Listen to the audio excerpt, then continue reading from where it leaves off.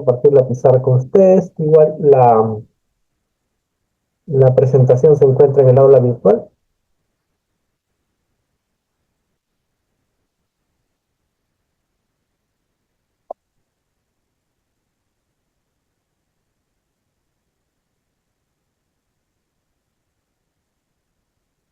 Un momento mientras carga.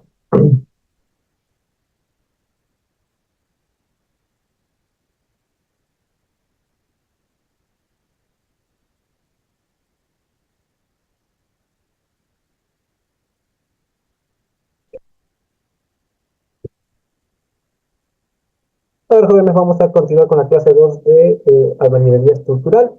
El tema de esta sesión es estructuración. Vamos a ver algunos conceptos básicos de cómo determinar los elementos estructurales para un proyecto de albañilería confinada. Básicamente vamos a revisar la normativa S270 en su capítulo de estructuración. Si nos vamos al artículo 17, eh, sobre muros portantes, ¿no? Nos dan algunas recomendaciones para tener en cuenta al momento de proyectar este tipo de muros. Nos dice que, por ejemplo, una sección transversal preferentemente simétrica, ¿no? ¿A qué hace referencia ese artículo? Básicamente a que si este es el muro, ¿no? Y le hacemos un corte, veríamos la sección transversal, ¿no? Esta sección tiene que ser simétrica, ¿no? Si trazamos un eje por el medio de la sección, debe ser regular, ¿no? Que normalmente la mayoría de muros comparten este criterio, ¿no? Entonces simplemente es un indicativo de una propiedad que siempre se encuentra en estos muros, ¿no? El segundo sí es de mayor consideración.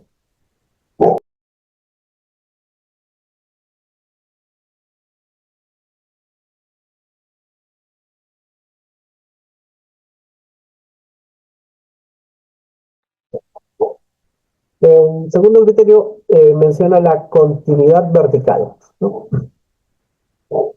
Lo que nos dice es que los muros, ¿no? En todos los niveles deben ser continuos para ser considerados muros de carga. Es decir, si tengo este muro al cual va a estar sometido a cargas, ¿no?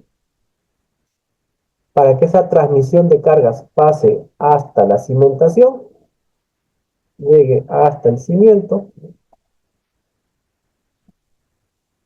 estos muros tienen que ser continuos, no pudiendo tener aberturas, no pueden incluirle una ventana por acá, por ejemplo, ¿no? Deben ser muros llenos en toda su altura.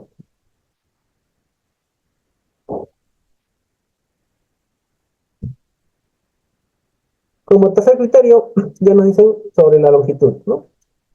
La longitud debe ser mayor o igual a 1,20 m, ¿no? En muchas partes del proyecto, no sé si han visto algún plano, de lo común, por ejemplo, si este es un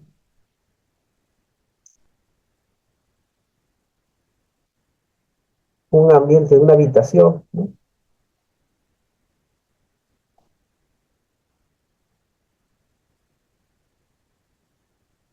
Acá suelen poner lo que es el closet, ¿no? Y lo completan con un pequeño muro. Normalmente este muro es corto, ¿no? De aquí hasta aquí tienen 80 centímetros. Cuando yo haga el cálculo, ¿no? De los muros necesarios para el sistema de bañilería estructural, este muro de acá no lo debo considerar, ¿no? ¿Va a trabajar? Sí, es muy probable que sí trabaje, ¿no? Pero terminan siendo muros fusibles, ¿no? Muros que se dañan rápidamente, entonces es mejor no considerarlos en el cálculo. García,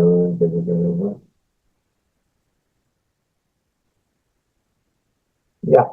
Lorena, no te preocupes.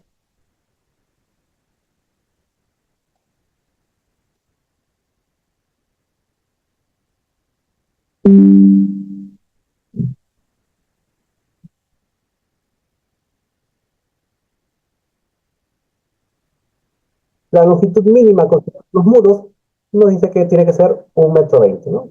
Yo tengo que medir el muro. Y recuerde cuando digan muro, los confinamientos, ¿no? Estos elementos, columnas, ¿no? Son parte del muro, entonces la longitud del muro abarca hasta las columnas, ¿no? Esa es la longitud del muro. La longitud del muro, incluyendo las columnas, acá puede haber una columna, ¿no?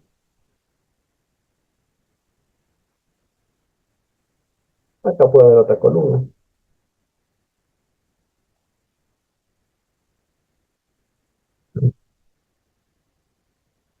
Tiene que ser como mínimo 1,20 m, ¿no? Entonces ya acá tendremos muros de mayor dimensión, bueno, 2 metros. Esos de ahí sí van a entrar en el cálculo, ¿no? Entonces, la longitud mayor o igual a 1,20 m para ser considerados como contribuyentes, ¿no? En la resistencia a las fuerzas horizontales, ¿no? Este no entraría, este sí.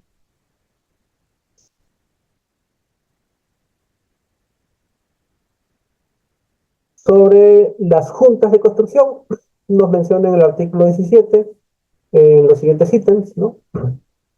Juntas de control para evitar movimientos relativos debidos a contracciones y dilataciones y asentamientos diferenciales en donde haya juntas de control en la cimentación, en losas y techos, ¿no? Es decir, ¿para qué se establecen estas juntas, no? Es decir, un proyecto, un módulo, debe contar con juntas sísmicas o juntas de contracción y dilatación. Estos elementos de acá, ¿no? Que se proyectan como una doble columna, ¿no? Acá va a haber una columna y acá va a haber otra columna, ¿no? La separación entre columna y columna nos determinan la junta. Y es que si lo miran así, ¿no? Si vemos el proyecto de forma lateral, si las edificaciones son muy largas, ¿no? Supongamos que esta es la edificación. Por los cambios de temperatura, ¿no? Vamos a poner que acá está el sol. La losa al ser de concreto y estar expuesta a la temperatura del sol y al frío de la noche, va a sufrir fenómenos de contracción y expansión y dilatación, ¿no? Significa que esta losa se va a reducir desde aquí hasta aquí. Hasta aquí. Significa que el muro se va a formar así. Uh -huh. Y va a someterlo a tensiones excesivas, ¿no? Entonces, para que estas distancias de contracción, ¿no? Estas longitudes, estas deformaciones no sean grandes, lo ideal sería partirlo en longitudes más pequeñas, ¿no? En este caso yo tendría dos módulos, ¿no? Que me configuren la misma longitud. ¿Qué logro con eso? Que ahora la contracción va a ser más pequeña, ¿no? Porque es un porcentaje del área. Entonces, estas deformaciones van a ser pequeñitas. Y esto en realidad aplica tanto para albañilería como para concreto, pues, ¿no? Saben que no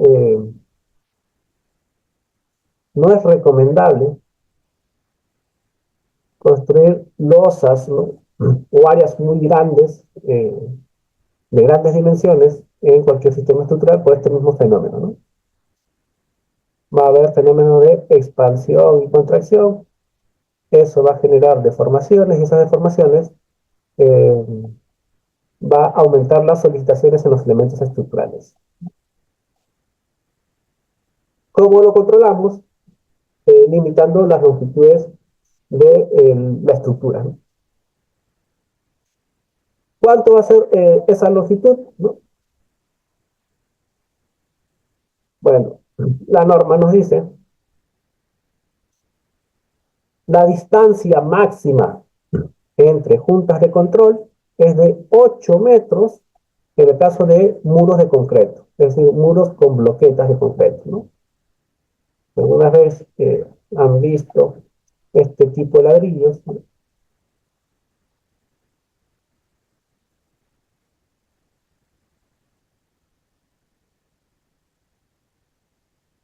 Que tienen acá dos huecos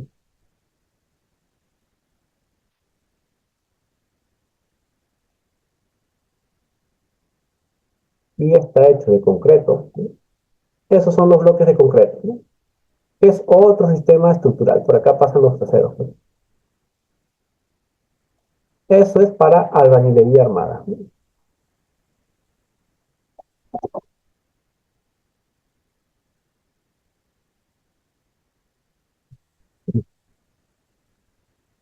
Si el sistema estructural va a ser con bloques de concreto y refuerzos de acero, es decir, de albañilería armada, las longitudes máximas que debe tener la edificación es de 8 metros, por la distancia máxima, ¿no? Y más abajito nos dice 25 metros en el caso de muros con unidades vacías, es decir, la albañilería confinada, ¿no? Entonces, en nuestro caso, ¿no? Vamos a limitar a construcciones con un largo máximo de 25 metros, ¿no? Si supera esta longitud, ya debemos incluirle juntas de dilatación, juntas de movimientos relativos. También aplica para las cimentaciones, ¿no? Así como puede haber deformación horizontal, ¿no? El suelo también puede presentarse así, ¿no? Así.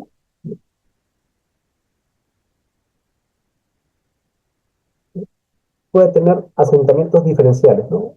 Una deformación acá. Entonces, para evitar esas deformaciones diferenciales, ¿no? Lo que hacemos es partir la estructura, ¿no? Por la misma razón.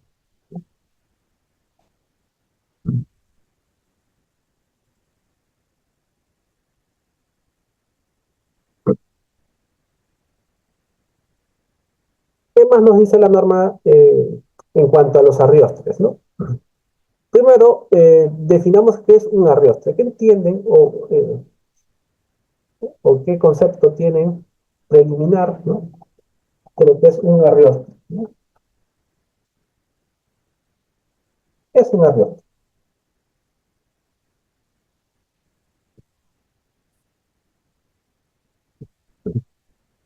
A ver, por el chat, ¿quién me da un concepto? O googleen, ¿no? ¿Qué es un arriostre? Porque se utiliza en muchos conceptos de ingeniería, no solo en albañilería, también lo van a escuchar en acero, lo van a escuchar en Adobe, ¿no? En otros sistemas estructurales y son elementos diferentes, ¿no? Entonces tenemos que definir qué es un arriostre. En madera también está mucho acuñado el término arriostre, ¿no? Pero en la albañilería, ¿qué es un arriostre?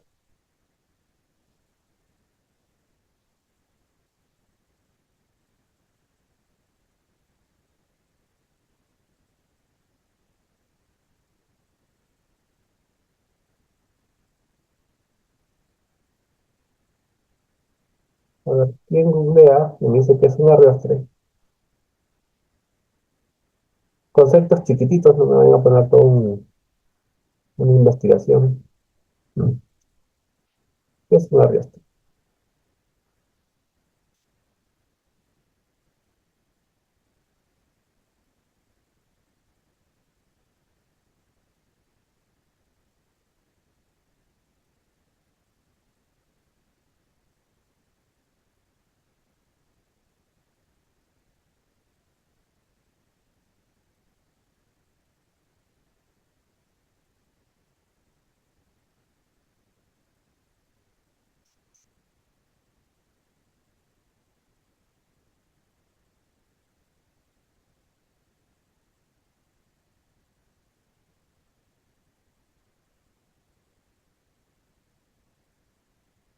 O sea, entonces yo escojo.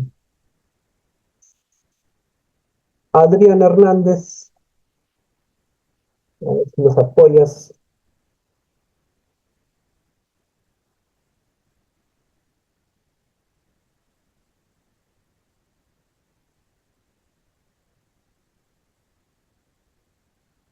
Se fue.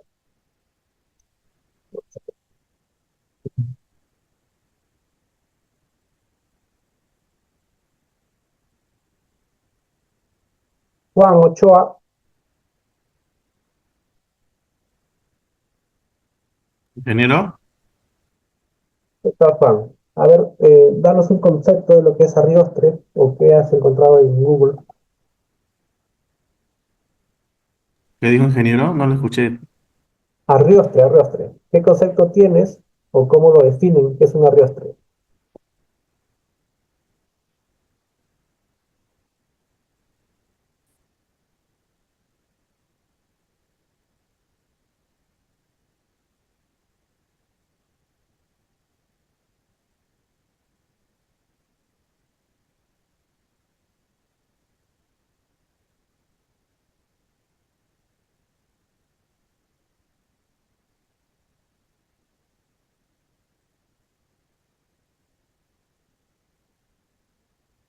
Que es algo como para unir, algo así.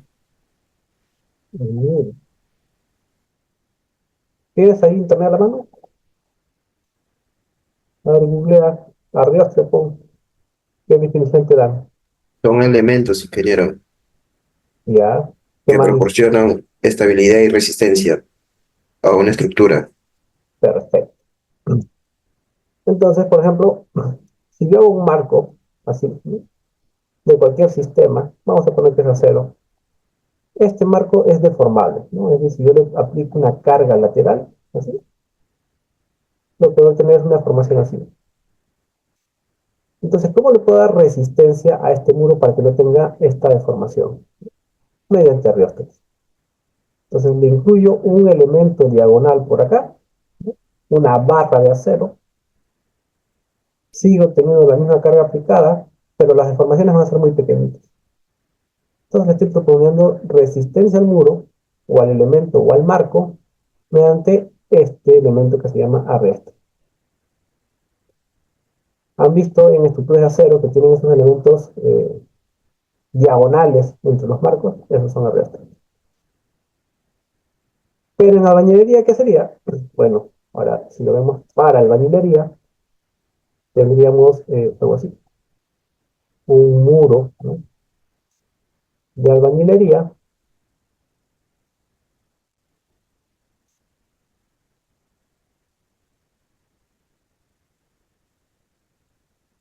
una carga lateral, pero este muro se va a deformar así, ¿no?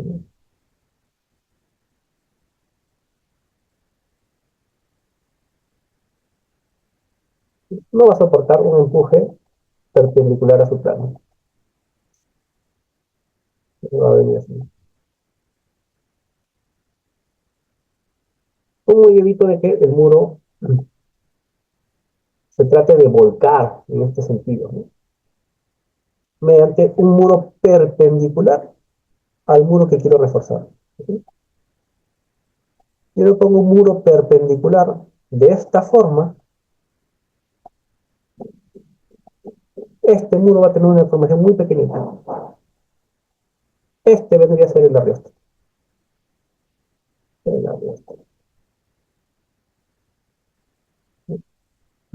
Ese es un muro de arrioste.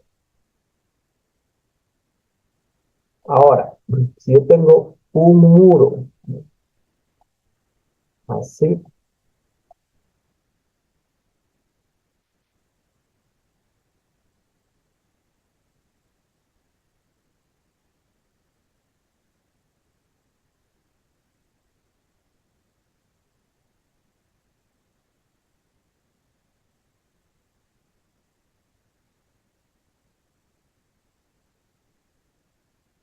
y yo le quiero aplicar una carga, pero ahora en esta dirección, ¿sí? El muro lo que va a hacer es agrietarse. Es decir, esto se va a formar así, así. Esta diagonal va a ser más grande, ¿sí? y esto se va a quitar aquí. ¿Ok? ¿Cómo refuerza este muro para que no se deforme tanto y no aparezcan estas grietas? Ese muro de resto puede ser de cualquier aparejo, puede ser soga, cabeza, ¿no? La única función es evitar la deformación del muro principal, ¿no? Y este muro, para que no se deforme tanto, los arrestos deberían ser estos elementos que le pongo. Ya no le puedo poner una diagonal porque en la diagonal está el mismo muro, el ladrillo, ¿no? Lo que yo quiero proteger es ese ladrillo, ¿no? Entonces le pondré todo un contorno de concreto armado. Es decir, vigas y columnas de concreto armado, ¿no? Entonces fíjense cómo el mismo término arriostre se puede emplear en varias situaciones, ¿no? Pueden ser barras diagonales, pueden ser muros perpendiculares, o en el caso de la mañilería, pueden ser elementos de contorno, ¿no? En este caso, estos serían los arriostres.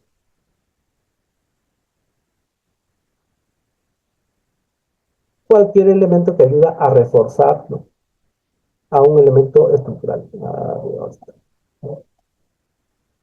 Básicamente reforzar en cuanto a deformaciones, ¿no? Fíjense que todos lo que estamos controlando es deformación, ¿no? Que no tenga esta deformación, que esta deformación sea más pequeña o que esta deformación sea más pequeña. Entonces nos vamos a centrar en este tipo de arriostres ahorita. Y nos dice, los muros portantes, ¿no?, los muros que lleven cargas de un edificio, y los muros no portantes de albañilería simple y o albañilería confinada, serán arriostrados, ¿no?, serán reforzados por elementos verticales u horizontales, ¿no? Elementos verticales se refiere a estas columnas, ¿no?, y elementos horizontales a esta viga, y abajo lo que sería la viga inferior o el cimiento, ¿no?, tales como muros transversales, este caso de acá, muros transversales, columnas, este caso de acá, columnas, vigas soleras y diafragmas horizontales. Los diafragmas vendrían a ser las losas, ¿no? Acá también puedo reforzarlo mediante una losa, ¿no? Una losa. También sería un arriostre, ¿no? Estos arriostres se diseñarán como apoyos del muro arrastrado, considerando a este como si fuese una losa sujeta a las fuerzas perpendiculares a su plano, ¿no? Un muro se considera arriostrado cuando se cumplan las siguientes condiciones: el amarre o anclaje entre el muro y sus arriostres, es decir, la unión entre este muro y las columnas y vigas, ¿no?, se garantice la adecuada transferencia de esfuerzos, ¿no? Y acá está la clave de algunas preguntas que se pueden hacer, ¿no? Si yo tengo un muro,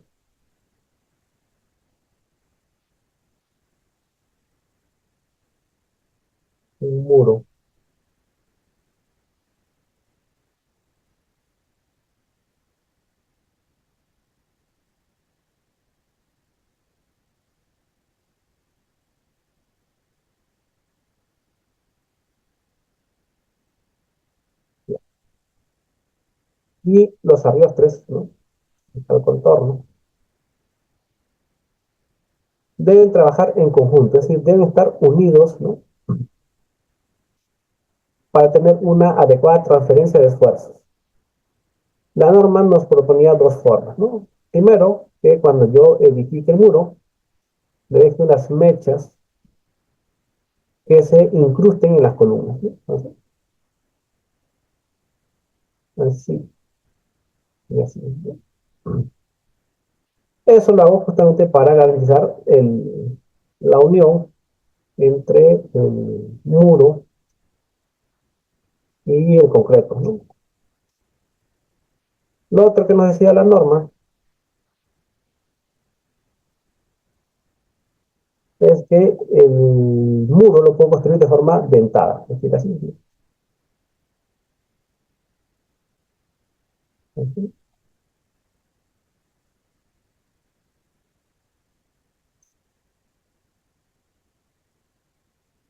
Entonces que cuando yo va a hacer el concreto se va a introducir en esta parte de abajo, ¿no?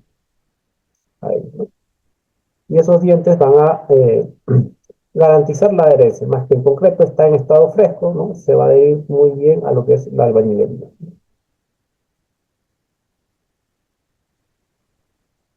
Esa es la teoría. ¿Qué pasa, no? ¿Qué pasa si por un error constructivo, ¿no?, construyen primero el marco, ¿no?, así, el pórtico, y después quieren construir el muro, ¿no? Obviamente ya no va a haber una adherencia entre muro y confinamiento, ¿no? El muro de arrastre, ¿cuánto de distancia mide o qué depende? Sí, en cuanto a las distancias, ya tenemos una preliminar que nos dice que el mínimo debe ser 1,20 m, ¿no? Es otro muro portante, ¿no? Otro muro confinado. Y vamos a ver también las distancias máximas, ¿no? Y las alturas y espesores, ¿no? Eso lo vamos a hacer ahorita. ¿Cómo yo puedo? Y acá yo ya construí el marco, ¿no? Yo ya construí todo esto. Yo puedo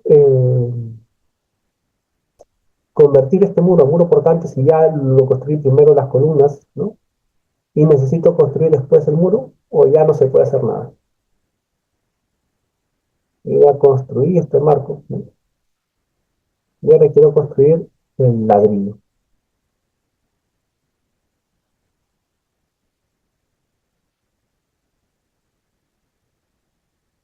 Dice que la norma no nos dice nada, ¿no? Nos dice solo esto, ¿no? Los arrastres se diseñarán como, perdón, no, el amarre o anclaje entre los muros y sus arrastres garantiza una adecuada transferencia de fuerza, ¿no? Como que nos da carta libre a que tú puedas construir posteriormente un muro, pero tienes que verificar que esos anclajes, ¿no?, se den. Entonces ya acá surgen varias teorías, ¿no? Yo podría decir, ¿no?, que construyo el muro, ¿no? Construyo el muro, y para garantizar el anclaje, ¿no?, puedo picar, ¿no?, una porción de la columna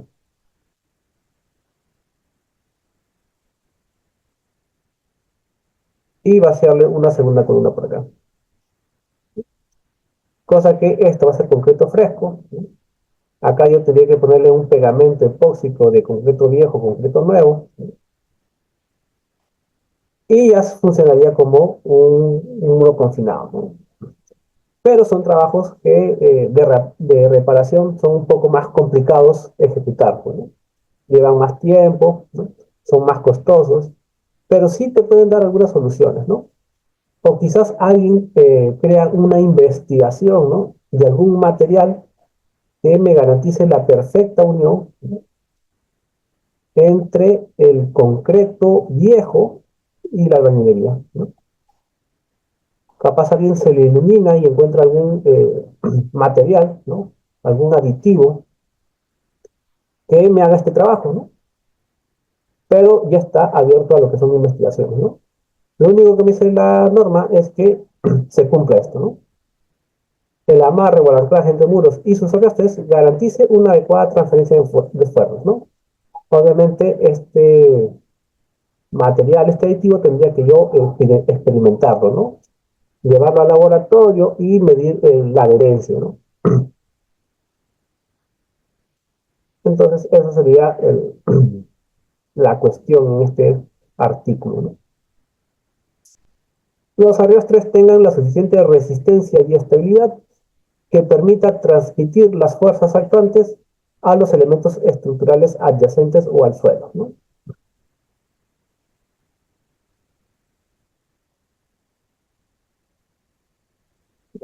Acá viene la parte de determinar las dimensiones de estos muros, ¿no?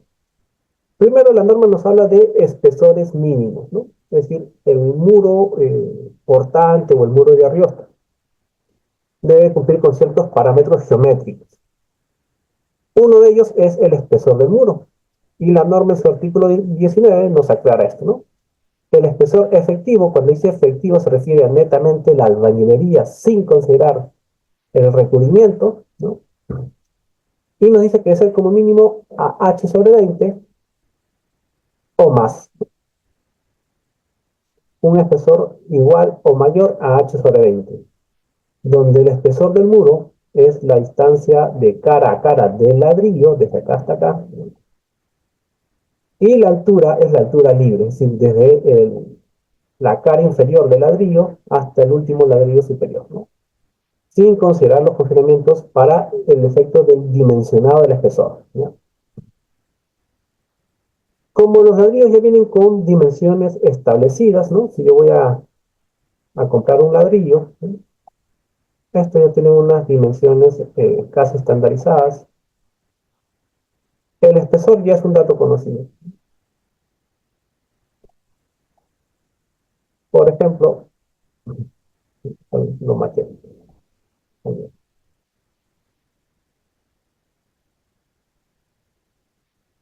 Por ejemplo, acá podemos tener el de cabeza, normalmente tiene 23, 24 centímetros.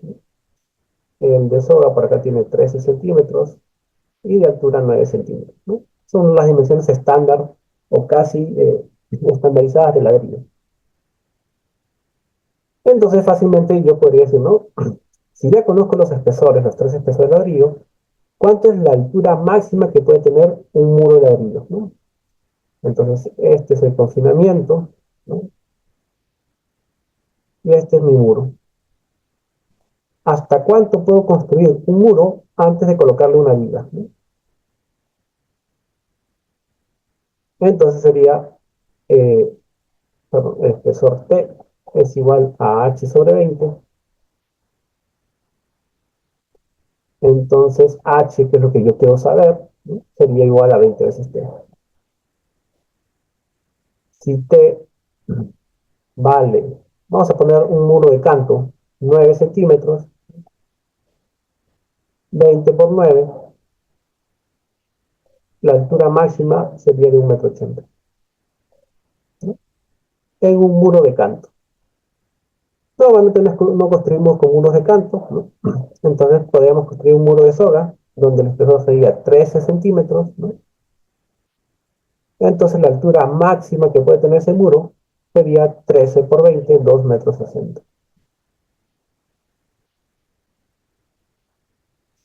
Y si lo construimos de cabeza, 24, ¿no?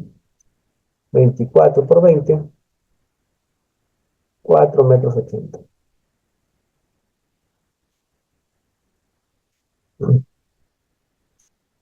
Ahora, ¿qué pasa si yo quiero construir un muro más alto, ¿no? Vamos a poner que me dicen, ingeniero, construya un muro que tenga una altura de 4 no, 3,60. Pero tiene que ser de soga.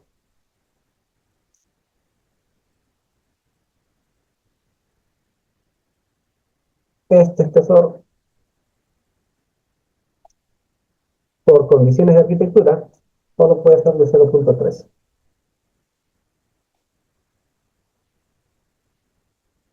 ¿Se puede construir este muro de soga o necesariamente tengo que hacerlo ya de cabeza y convencer al arquitecto de que sí o sí tiene que ser de cabeza?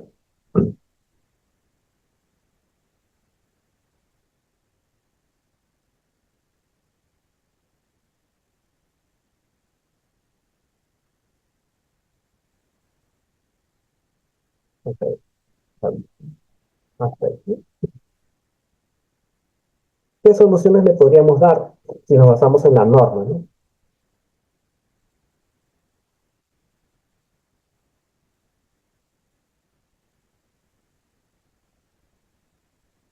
Ponte que la casa no tenga 3,60 m de altura, ¿no? Podré construir una vivienda con esa altura. ¿Qué altura tienen las viviendas normalmente? Sus casas de ustedes, de piso a techo.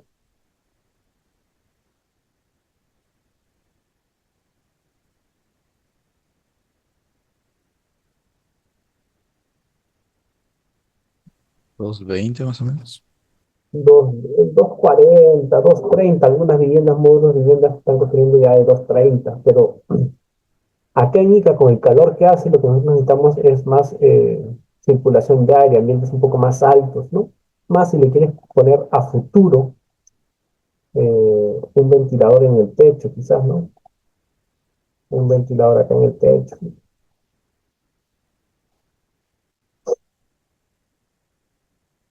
Entonces, ¿qué haría en esos casos?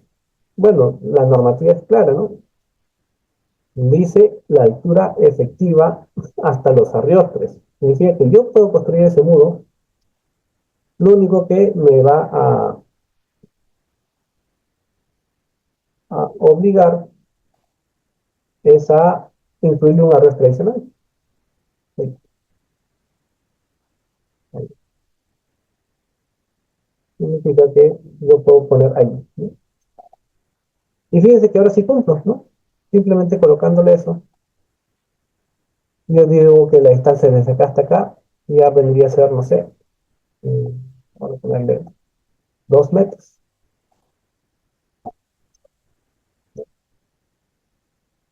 Y ahora sí cumple, ¿no? 20 veces 0,13 serían 2,60 metros, como le he puesto 2 metros, cumple.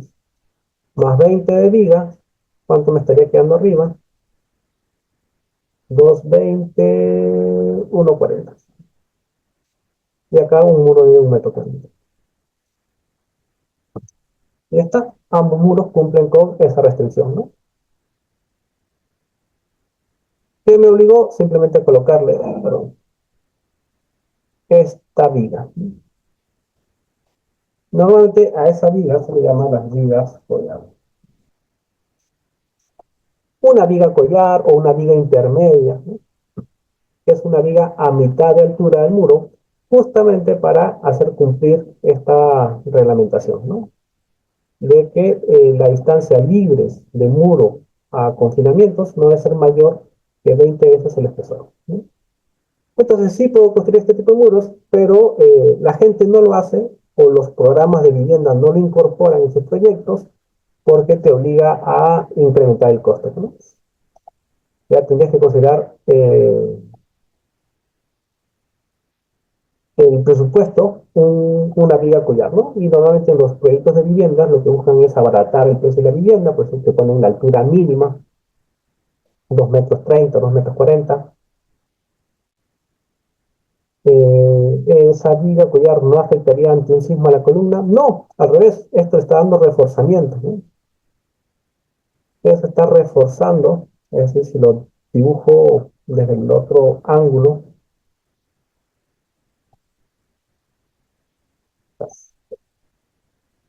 el muro se vería así, ¿no?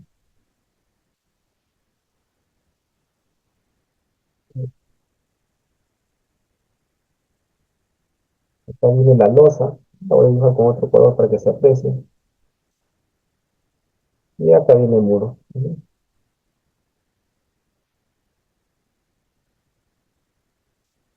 Y acá viene el otro.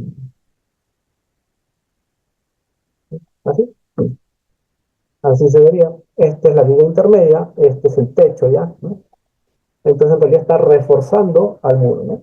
Está dando un mayor confinamiento.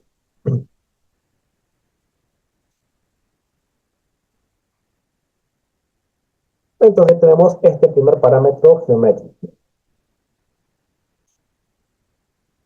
¿Qué más nos dice? Bueno, ya está, es un análisis de la expresión, ya sabemos cómo determinar cuáles serían las alturas máximas para cada parejo, tanto para el espesor de 9, 13 o 24. En el artículo 20 nos habla sobre el esfuerzo máximo que puede tener un murete, ¿no? El esfuerzo axial máximo, delta su m, ¿no? Definido en 20A, esta es la expresión, debe cumplir con las limitaciones indicadas en 20B y 20C. ¿Qué son esas expresiones? Primero, eh, regresemos a la teoría del esfuerzo, ¿no? El esfuerzo no es más que una carga sobre un área. Pero la norma no me lo pone así, sino que me dice que el esfuerzo del muro lo podemos determinar como una carga entre, y si este es el muro, ¿no?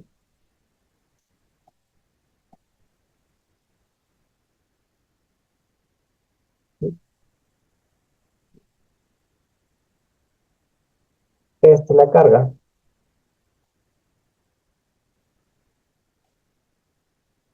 este es el área. ¿Cómo calculo esa área? Bueno, sería el espesor del muro T por el largo del muro. Y en vez de ponerme área, me pone L por T. ¿Vale? Entonces tengo esta expresión acá, ¿no? El esfuerzo del muro es la carga que tiene el muro dividido entre el área que es L por T. Ese esfuerzo debe cumplir con estas dos restricciones, ¿no?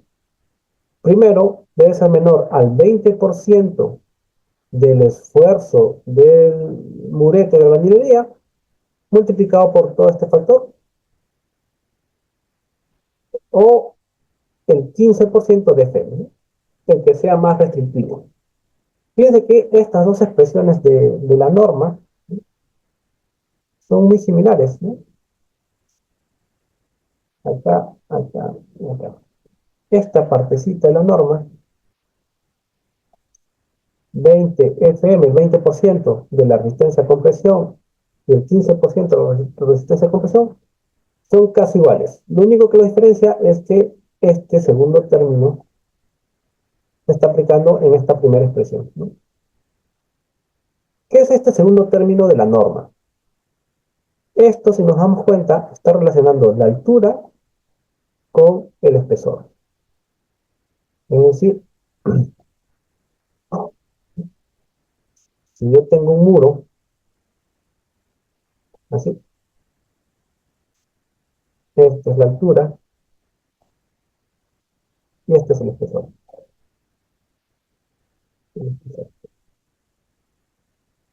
Y la altura. Esa relación entre altura y espesor se llama esbeltez.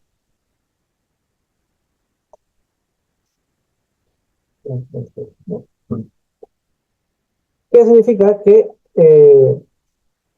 este muro va a tener una resistencia axial, pero si tengo otro muro así,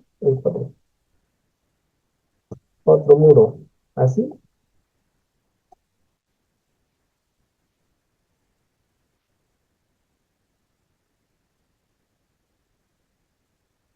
del mismo espesor T,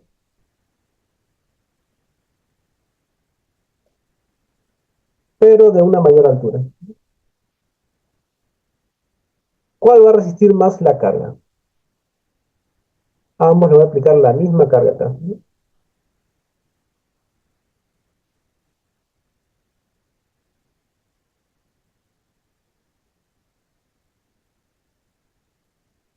A ambos le voy a aplicar la misma carga. ¿Soportarán lo mismo? ¿Cuál soporta más carga? ¿Cuál soporta menos carga?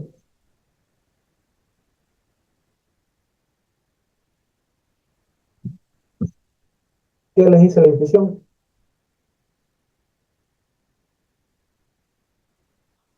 Porque fíjense la norma, la P sigue siendo lo mismo. Acá. Este P sigue siendo lo mismo. Y el área sigue siendo lo mismo, ¿no? Porque el área no depende de la altura, ¿no? El área solo depende del largo y del T. Ambos tienen la misma área, ambos tienen la misma carga. Pero ambos van a soportar lo mismo, van a tener el mismo esfuerzo axial.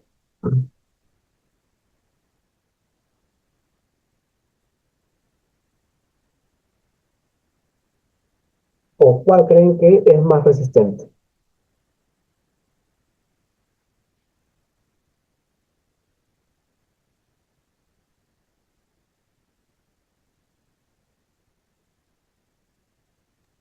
El más bajo tendría más resistencia. Perfecto. El más bajo tiene mayor resistencia, efectivamente. ¿Qué pasa con este segundo muro? Que a pesar que tiene la misma carga y la misma área, se puede ver disminuido en resistencia porque puede aparecer un segundo efecto.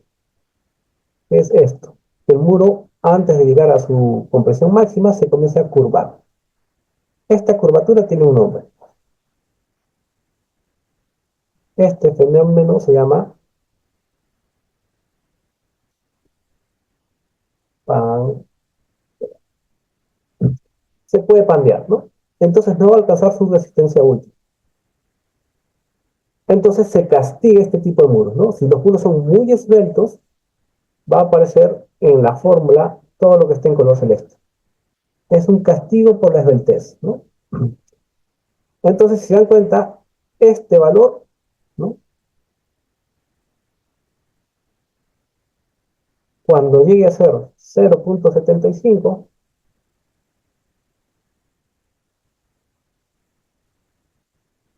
lo multiplico por 0.20, me va a dar este 0.15, ¿no? Y tendría la misma fórmula de abajo. Entonces, la pregunta de análisis sería, ¿cuánto tendría que ser la esbeltez límite para que esta fórmula y esta fórmula se diferencien, ¿no? ¿Cuál tendría que ser esa esbeltez, ¿no? Entonces yo diría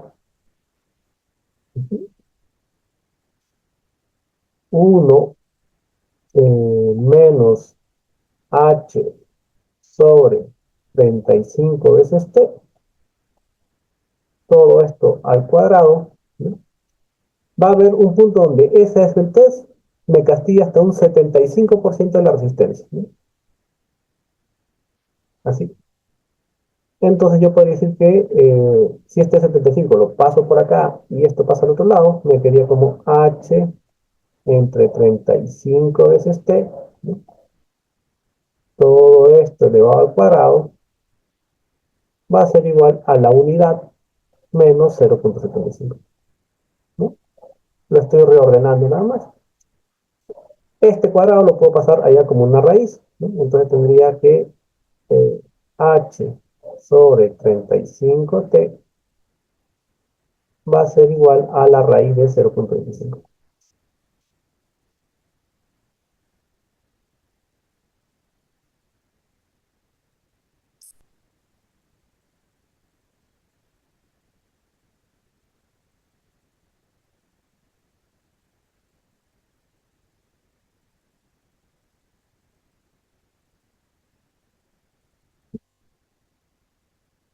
¿Qué más nos dice la fórmula?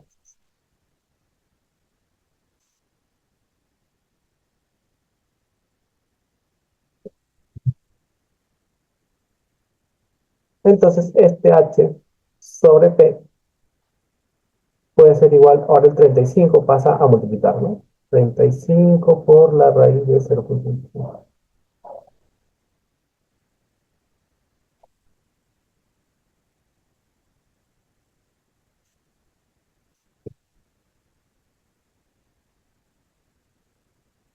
¿Cuánto sale esto? Esto va a salir raíz de 25, 0.5 por 35, 17.5.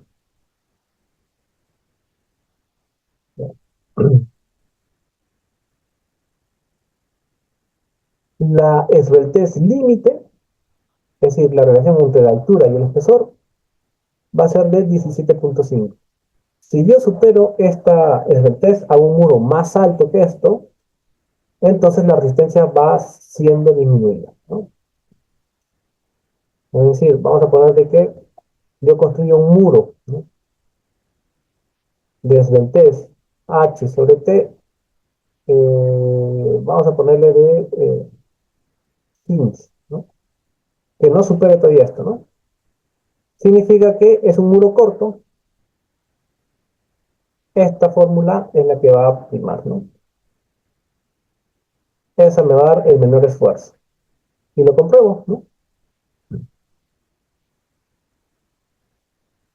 Acá tendría el esfuerzo del muro es igual a 0.20 del F'M que multiplica a 1 menos h sobre t es 15, hicimos, ¿no?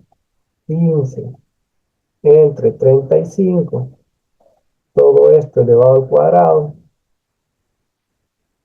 ¿Cuánto me da esto? Le metemos calculadora. 15 entre 25, 0.6. Lo elevamos al cuadrado, 0.36 menos 1, 0.64 por punto 20, 0.128.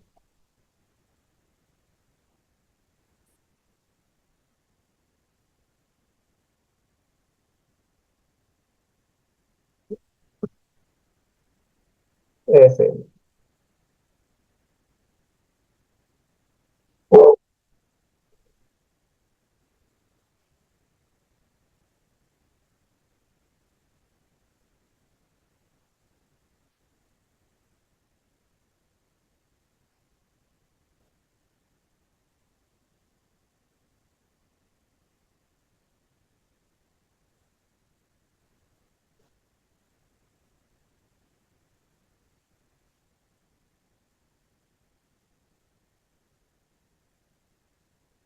Sí, sí, sí.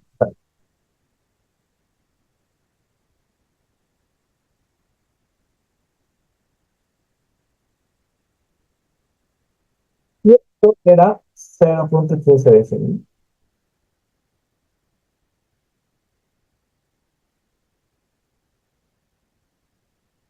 Entonces, este es el que prima.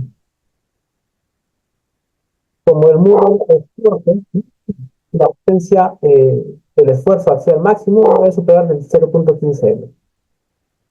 Ahora podemos con otra relación. Vamos a suponer que el H sobre T ya superó el 17.5, llegó hasta 20, que es el máximo, ¿no? La norma me dice que el espesor máximo, la altura máxima debe ser 20T, ¿no?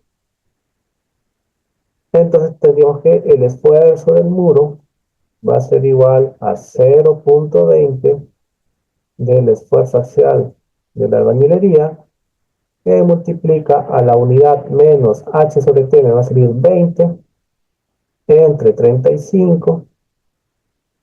Todo esto lo elevamos al cuadrado y cerramos el corchete.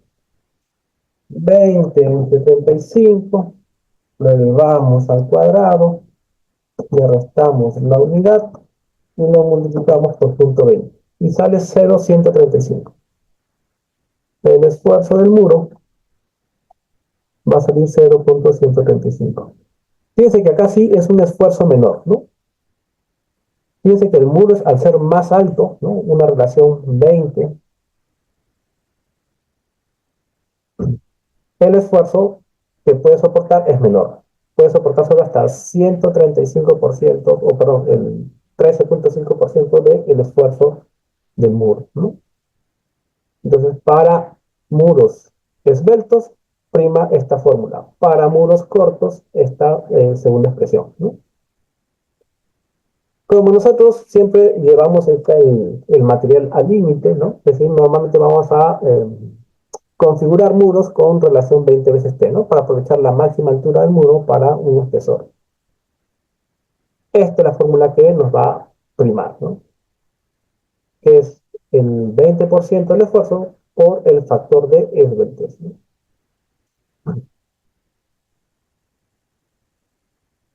Y acá tenemos, esta va a ser la fórmula para comprobar. Lo otro que nos podríamos hacer es, ¿cuánto es lo que puede soportar un ladrillo, ¿no? Porque ya conocemos el esfuerzo de la albañilería, ¿no?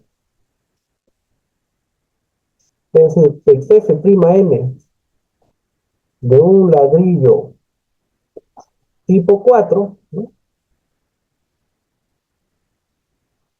Que es el que normalmente se utiliza, es de 65 kilogramos fuerzas por cada centímetro cuadrado, ¿no? Entonces la pregunta sería, ¿cuánta es la carga que tiene que estar aplicada a este ladrillo para que alcance su máxima resistencia, ¿no? Como ya sabemos que esta va a ser el límite, ¿no? Entonces diremos de que el esfuerzo del muro es igual a la carga, ¿no? es lo que quiero determinar, por las dimensiones del muro. Y el muro va a tener por un metro de largo, es decir, 100 centímetros, vamos a ponerlo en soga, ¿no? De 13 centímetros, digamos. Esa sería el área del muro. Y este FM, ya sabemos que es el 0.135 del esfuerzo ladrillo, de 65 kilogramos fuerza por centímetros cuadrados. ¿Sí?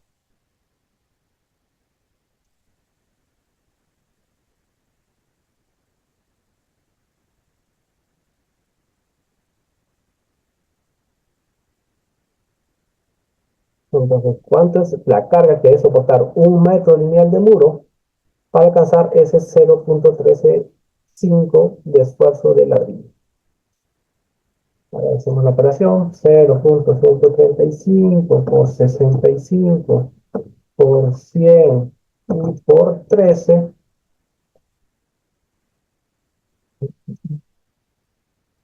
6.142.5. Ah, perdón, por 35, 0.135 por 65 por 100 y por 13, 11.407.5. Si ese muro está cargando 11 toneladas, ¿no?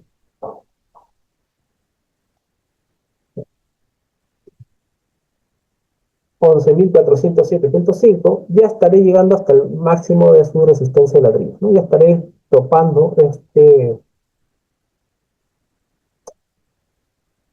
este límite que me manda la norma, ¿no? Este de acá. Para una relación de 20 veces T igual a 20 según la normativa. ¿Cuánto es que un muro cargue 11.405, 407 kilogramos, ¿no? Supongamos que este es el muro, ¿sí?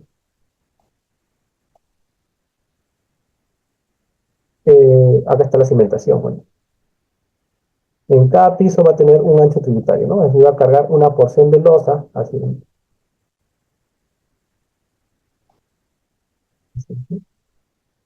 Normalmente este ancho tributario máximo en viviendas está por el orden de 6 metros, si es el ancho total, ¿no? Vamos a ponerle que matemáticas rápidas, ¿no? Este es el terreno, ¿no? ¿Cuánto es el terreno normativo normal? 6 metros de ancho, ¿no? Un lote de vivienda de los que venden ahorita, ¿no? Supongamos que acá tengo un muro, acá tengo otro muro en el medio y un tercer muro acá, ¿no? Significa que este muro central, ¿no? Este de acá, está soportando la mitad de la losa de la izquierda y la mitad de la losa de la derecha, ¿no? Parto la losa así.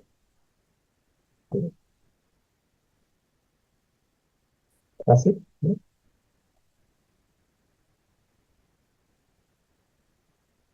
Significa que estaría cargando 3 metros, ¿sí? Unos 3 metros de ancho, normalmente un muro, ¿no?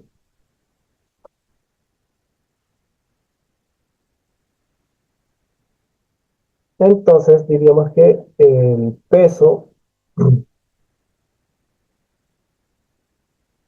lo dividimos entre los tres y me sale 3.802.5 kilogramos. ¿Cuánto es que un muro cargue 3.802 kilogramos?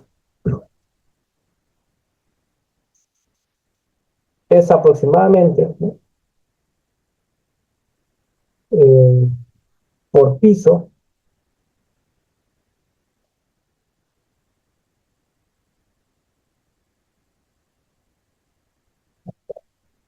entre 4, 950.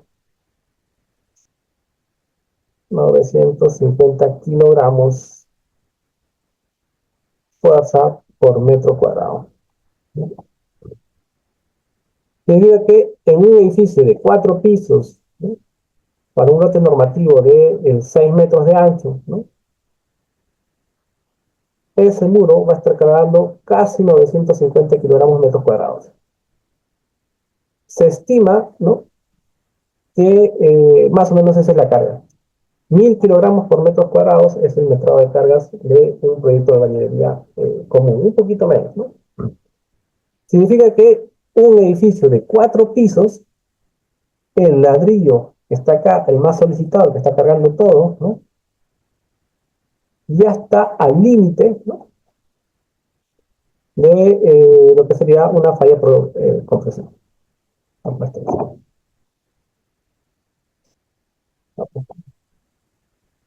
Está soportando todo este peso de acá, ¿no?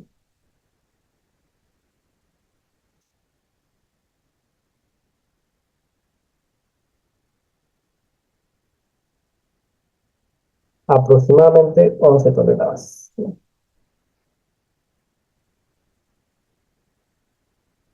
Es por eso que la norma restringe lo que es la albañilería confinada a máximo 5 pisos, ¿no?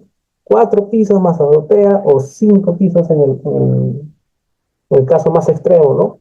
Obviamente ya tendrías que ponerlo en aparejos de cabeza para que resista más, ¿no? Pero esa es la restricción, ¿no?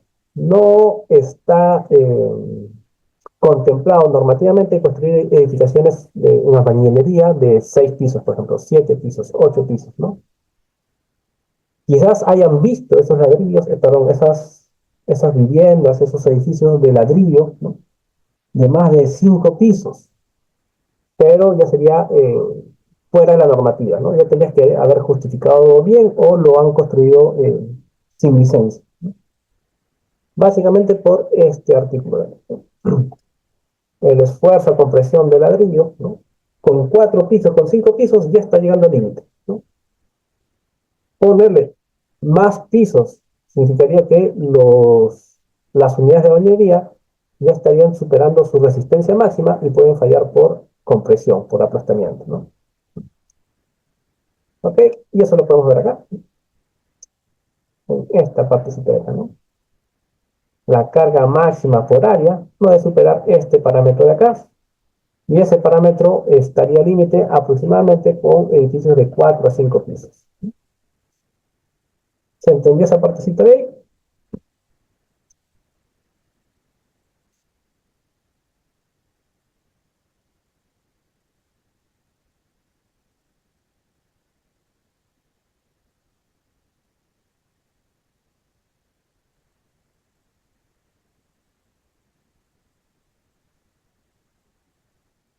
¿Qué más nos dice la norma, jóvenes? Ya. ¿Cuáles son las condiciones para que un muro, que debe cumplir un muro portante confinado? Fíjense que ahora ya combinamos dos términos. Por un lado, portante y confinado. Es válido aclarar que un muro portante no es lo mismo que un muro confinado.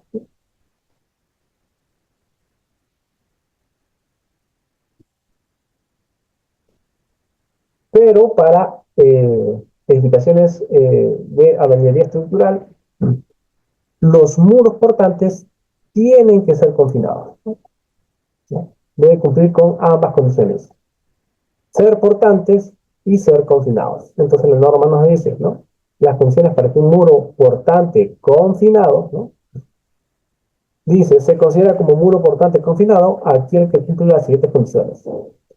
Primero, que quede enmarcado en sus 4 lados, ¿no? Es decir, si es un muro superior, está enmarcado por la columna de la derecha, la columna de la izquierda, la viga superior y la viga inferior, ¿no?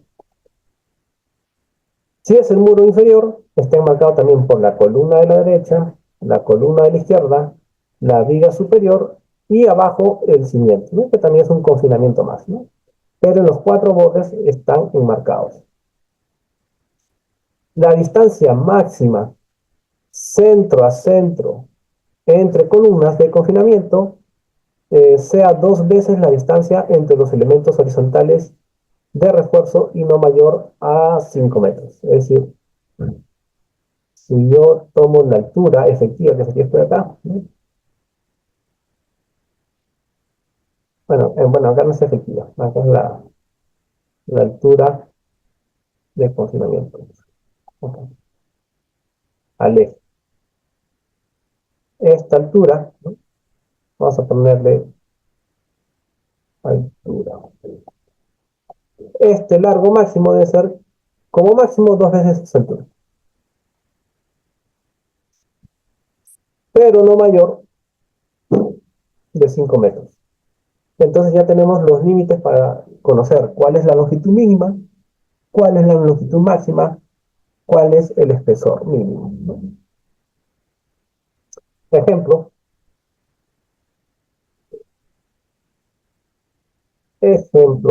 tengamos un muro, acá, este muro, vamos a dibujar otro,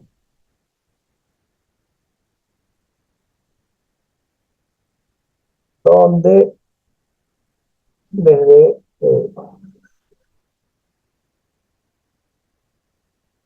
esta altura fue de 2,80 metros. De eje a eje de la columna,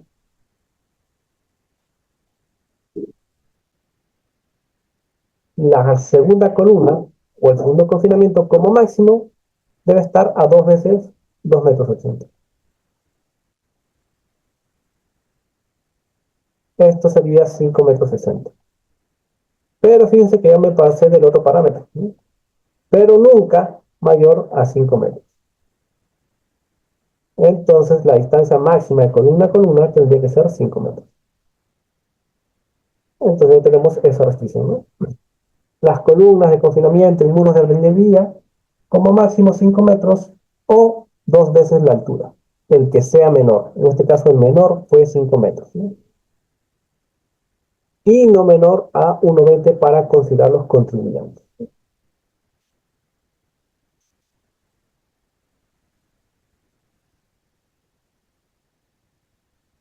El siguiente, que se utilicen unidades de acuerdo a los especificados al artículo 5.3. Ya sabemos las unidades, que hay 5 tipos de ladrillos: tipo 1, tipo 2, tipo 3, tipo 4, tipo 5, según la tabla que vimos en la clase anterior. Que todos los empalmes y anclajes de la armadura desarrollen una plena capacidad de atracción. ¿Qué significa eso?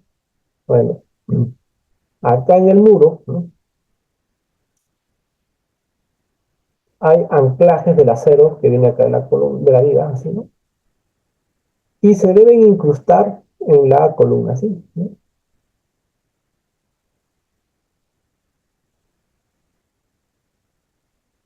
Pero debe garantizar una suficiente longitud de adherencia o de anclaje dentro de este elemento. Y eso lo conocemos como la longitud de desarrollo. ¿Qué es la longitud de desarrollo? Básicamente es como este elemento, ¿no? Este es el acero. Si yo le aplico una fuerza de tracción, ¿no?, y esta longitud es muy pequeñita, lo que va a pasar es que va a arrancar el concreto, ¿sí?, ¿no? Se va a llevar el concreto y esto no va a alcanzar su fluencia, su límite de fluencia. Para poder alcanzar esta resistencia, ¿no?, el acero, ¿no?, se tiene que embeber una longitud adecuada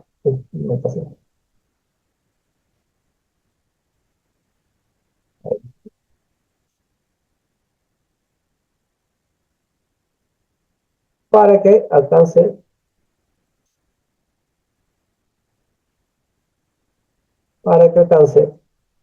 su límite de fluencia original. Es decir, acá hay tanta eh, longitud embebida que la fricción que hay entre el concreto y el acero no va a permitir que se arranque. Como no se va a arrancar, esto va a alcanzar su máxima deformación. Si es muy pequeñita, es poca la adherencia que hay entre el concreto y el acero, ¿no?, que termina desprendiéndose del bloque del concreto y esto no alcanza el eje guía. A esto le llamamos la longitud de desarrollo. Una de las condiciones es de que se garantice que el refuerzo de los confinamientos tengan esta longitud de desarrollo. Lo que me interesaría saber es cuánto es esta longitud de desarrollo, ¿no? Como los aceros de los elementos estructurales van a terminar en ancho, ¿no? La norma me permite utilizar una fórmula reducida para calcular estas longitudes, que se llama longitud de desarrollo de aceros con gancho. Y no es más que el 0.075 de Fy entre la raíz del efectiva C. Todo esto multiplicado por el diámetro de la varilla.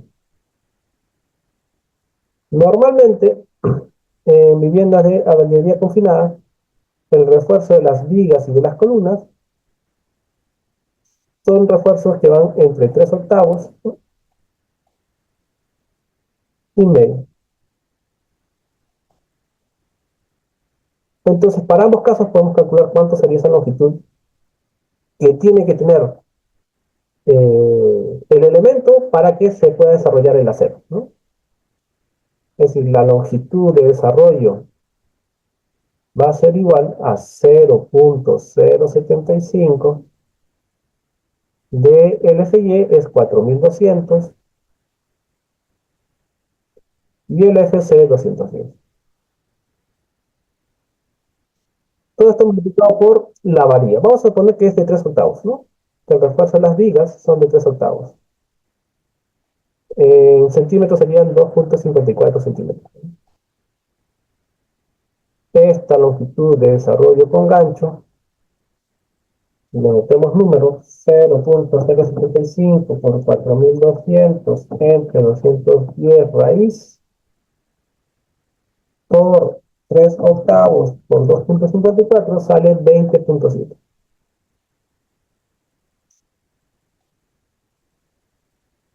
¿Qué significa eso? Que si lo veo en planta, ¿no? Esta es la columna y este es el muro. Fíjense que la columna debe tener una longitud mínima para que el acero que viene de las vigas, ¿no?, penetre en la columna. Entonces, ¿cuánto tendría que ser esta longitud mínima de las columnas de confinamiento? No me dice la norma, simplemente me dice que garantice el desarrollo del acero.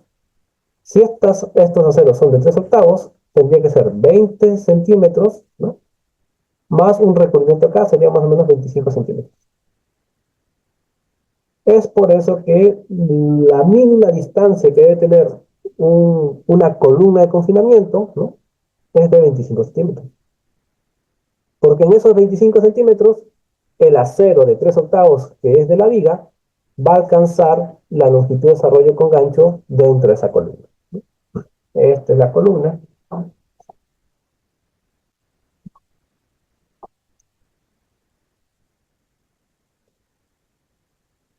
Va a permitir ingresar dentro de la columna y desarrollarse. Algunos me dirán, pero yo he visto columnas más pequeñitas de 13 por 20, ¿no? Se puede utilizar esas en tabiques, ¿no? Pero en muros estructurales, ¿no?, muros de albañilería confinada como sistema estructural, la distancia mínima tendría que ser 25 centímetros, ¿no? Y eso es en 3 octavos. ¿Qué pasa si es de media, ¿no? La longitud de desarrollo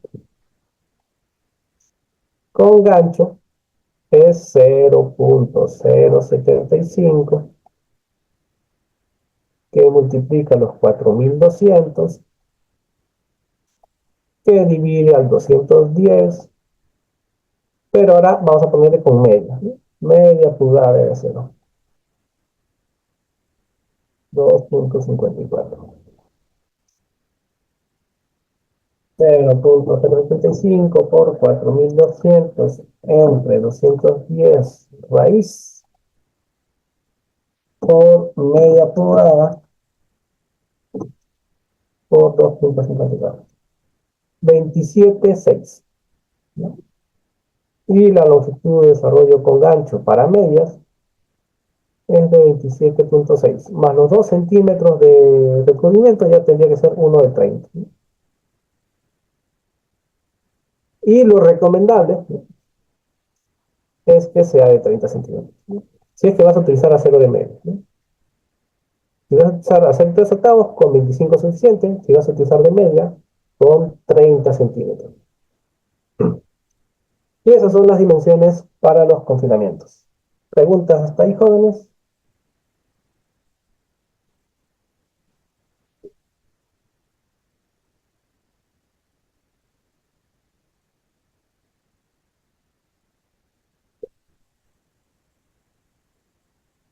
Seguimos revisando la norma. Esta es la expresión que hemos visto ahorita. Estas son las dos distancias de longitud de desarrollos de confinamiento con gancho, de longitud de desarrollo con gancho, perdón.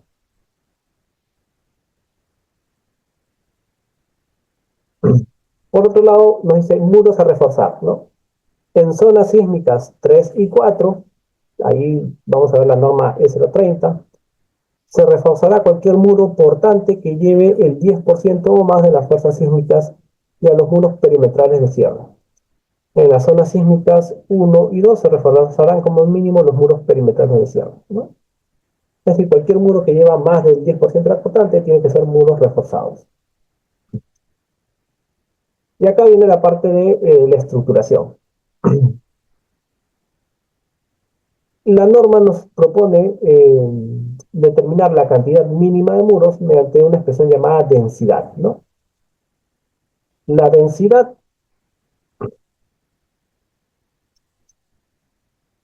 viene a ser el área del muro entre el área del proyecto, el área techada, ¿no? ¿Ya? Es decir, qué porcentaje de muro hay en tu proyecto, ¿ya? Dice de otra forma, yo digo, mi proyecto tiene, no sé, el 5% de todo el área son muros, ¿no? Un porcentaje del área es muros. Las edificaciones antiguas, ¿no? De las culturas incas y preincas, que fueron construidos en adobe, ¿no?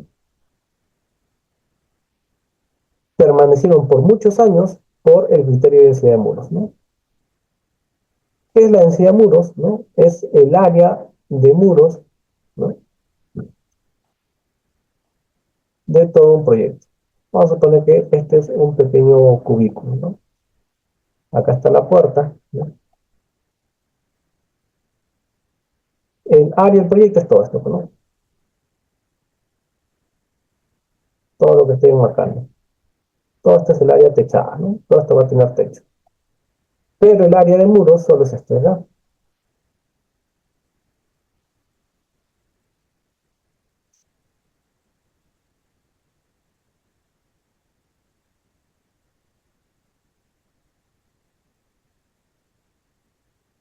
Si yo divido esas dos áreas, lo que tengo es la densidad de muros, ¿no? El área de muro entre el área del proyecto y el área techada del proyecto es la densidad. Y estas construcciones antiguas, ¿no? Duraron por muchos años porque tenían bastante densidad de muros. ¿Y por qué tenían bastante densidad de muros? Porque, uno, los ambientes eran pequeños, ¿no? Y los anchos de los muros eran muy grandes, ¿no? Estamos hablando de anchos de muros de 1,80 m, ¿no? Es decir, este ancho de acá, ¿no? Era 80, 90, hasta 1 m, 1,20 m de espesor, ¿no? Entonces tenían tanta área de muro que fueron construcciones muy resistentes a lo largo de muchos años. Obviamente, con la tecnología se fue mejorando el material. Ya no trabajamos con adobe, que era un material un poco más frágil, sino con ladrillos de arcilla cocida. Y nos permitió reducir este ancho a lo actual que tenemos de 23 centímetros, 13 centímetros, dependiendo si es de soga o de cabeza. Pero igual debemos verificar cuánta es la densidad de muros mínimas requerida, ¿no? Entonces la norma me propone esta fórmula. El área de corte del muro entre el área de planta, esta es la densidad. que la puedo calcular como la sumatoria de todas las longitudes por espesores, ¿no? Entre el área en planta, el área en muro es lo mismo que longitud por espesor, debe ser mayor que la densidad mínima. Y esto es como la traducción de la fuerza cortante, ¿no?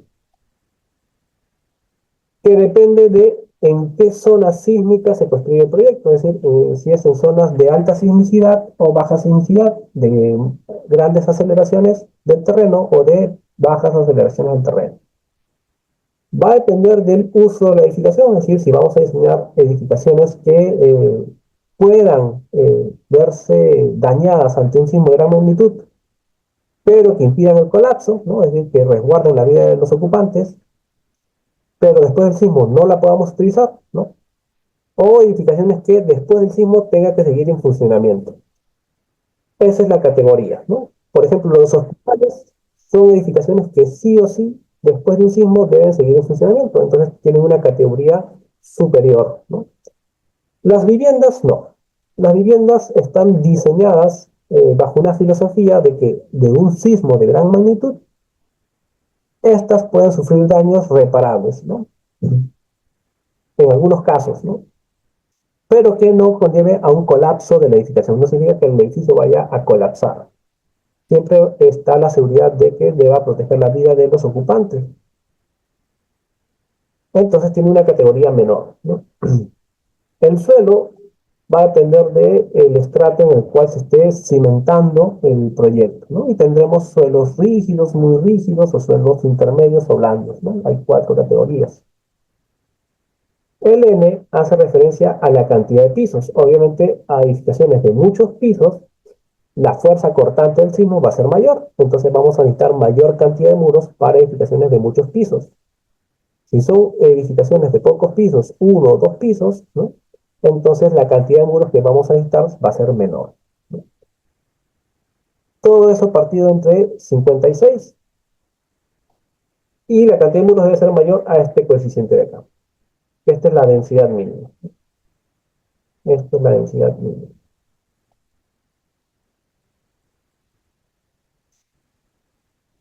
¿Cuáles son estos parámetros sísmicos? Si no los han visto en otros cursos, porque esto es común verlo en concreto armado, diseño sísmico. El factor zona, el factor Z, corresponde al mapa de zonificación sísmica del Perú, donde hay 4 clasificaciones de zonas sísmicas. Desde la zona 1, que está acá en la selva, ¿no?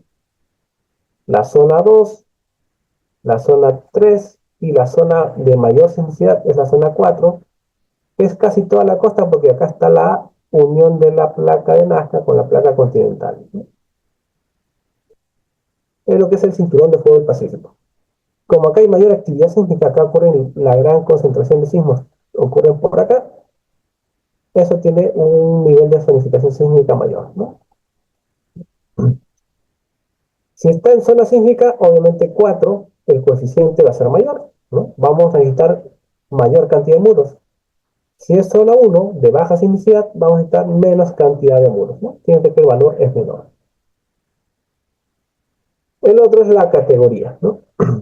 La categoría, si son edificaciones esenciales como edificaciones del sector salud, puertos, establecimientos de salud, bomberos, fuerzas armadas, universidades, institutos, colegios, ¿no? Son categorías que no deberían verse interrumpidos después de un sismo, ¿no? No puede parar la actividad de los puertos, de los hospitales, de los colegios, de las municipalidades, ¿no?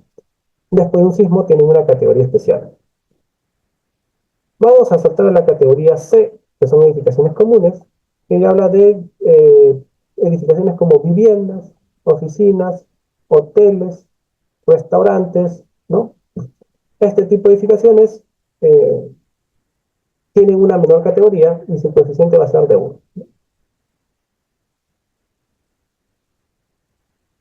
Por último, el suelo, hay 3 categorías de suelo. El suelo S sub 0 es un suelo rocoso. Imagine que vas a construir sobre una roca, ¿no? Rocosa. Este sería un suelo muy rígido, ¿no? Ya acá sería un suelo como de grava, ¿no?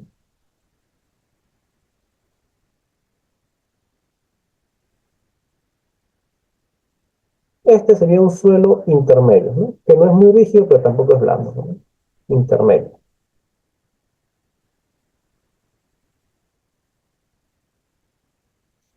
Y este sí es un suelo blando.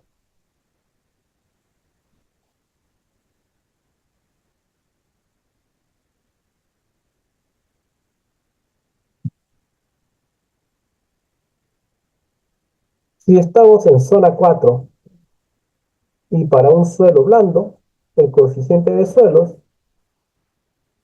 le corresponde el 1,10, ¿no?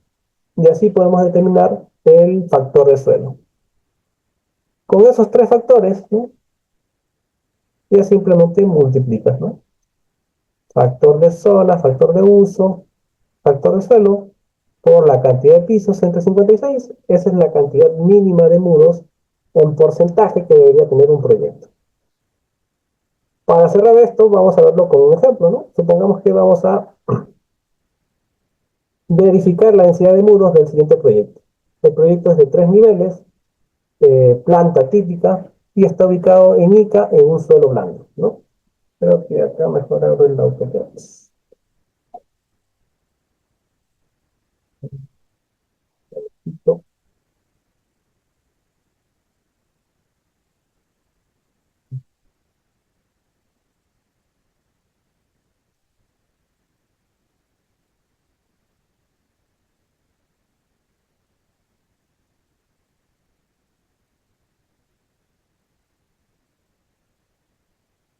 Voy a abrir mejor el AutoCAD para poder tomar las medidas ahí.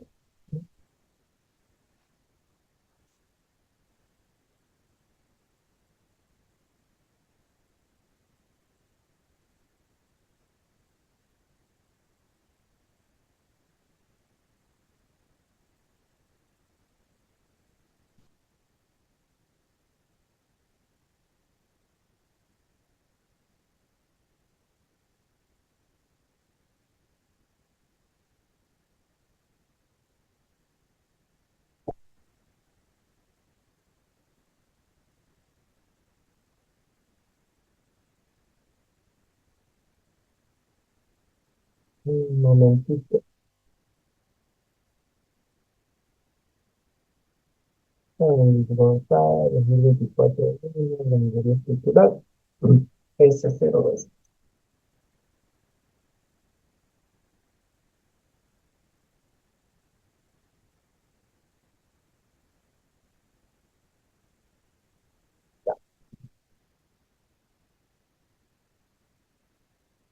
Este es el proyecto que nos piden verificar. Lo primero que teníamos que hacer es determinar la densidad mínima, ¿ya? Entonces voy a sacar un texto por acá. ¿Ya?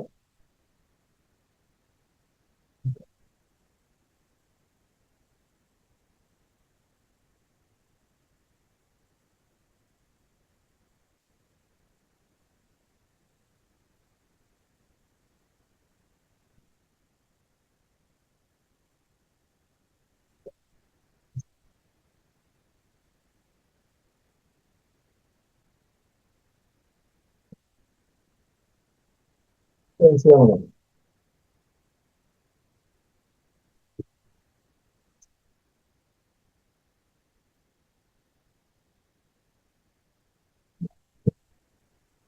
La densidad mínima nos dice que debe ser un factor Z por un factor U por un factor S por un factor N entre 56. ¿Ya? ¿Cuánto es esa densidad? Primero, para zona sísmica 4, que es ICA, le corresponde un factor de 0,45. Para un factor de uso común, porque es vivienda del proyecto, ¿ya? el factor de uso es 1.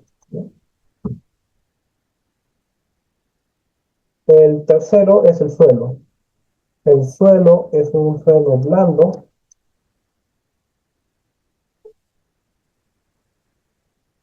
Es 1.10. Esos son nuestros parámetros sísmicos.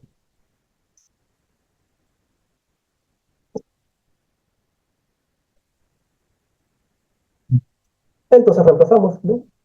La densidad mínima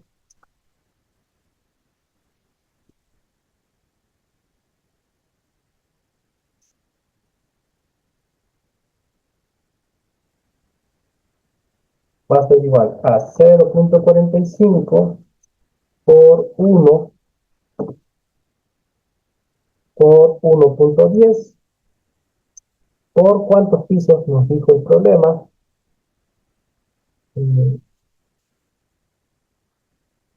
3 niveles por 3 pisos.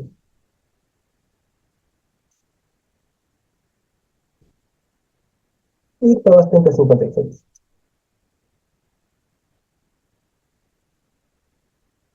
Ahora verificamos.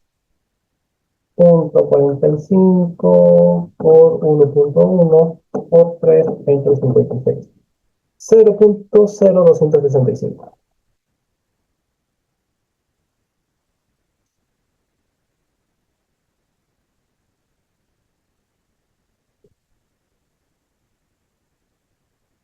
Es decir, debemos tener para este proyecto por lo menos el 2.65% de muros, ¿no? De todo el área total, 2.65% tienen que ser muros en cada dirección. Entonces vamos a ver cuál es el área total en planta, ¿no? El área en planta tiene un ancho de 5,95 y un largo de 6 metros. En planta tiene 5.95 metros por 6 metros.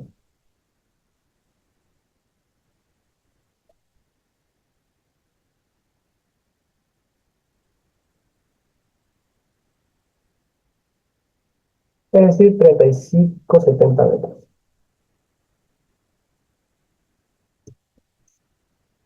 Metros cuadrados. ¿Y cuánta es la cantidad de muros que tiene? Acá sí tenemos que verificar lado por lado. Vamos a ponerle un nombre a los muros confinados. Fíjense que acá hay un muro, pero este es un muro ventana, es decir, es un muro que está aislado por dos columnetas, ¿no? Porque esto va a ser una ventana, va a ser un alféizar. Esto no es un muro confinado. El de acá sí es un muro porque supera el 1,20 m, ¿no? Que es la longitud mínima, y está confinado en ambos lados, por una columna a la izquierda y por una columna a la derecha. Este sí lo podemos considerar contribuyente y le podemos llamar X1, ¿no?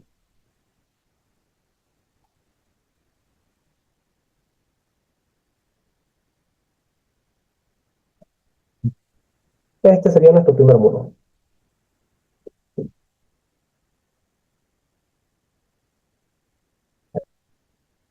Vamos a poner un poquito más chiquito el texto. Ahí, vamos por ahí.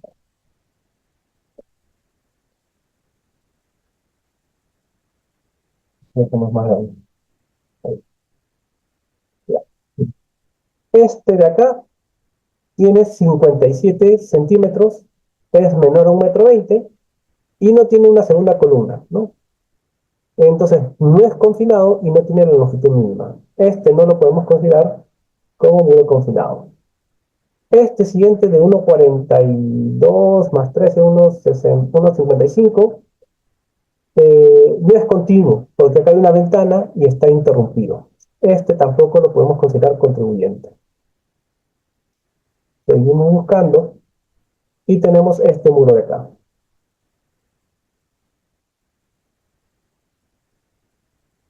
Vamos a ver si cumple con los criterios. Mayor a 1,20 m, sí. Tiene 2,93 m. está confinado en sus cuatro lados, arriba una viga, abajo la cimentación y dos columnas a los extremos, sí es confinado. Y es continuo, sí, porque no tiene ninguna ventana, entonces este puede ser nuestro muro X2.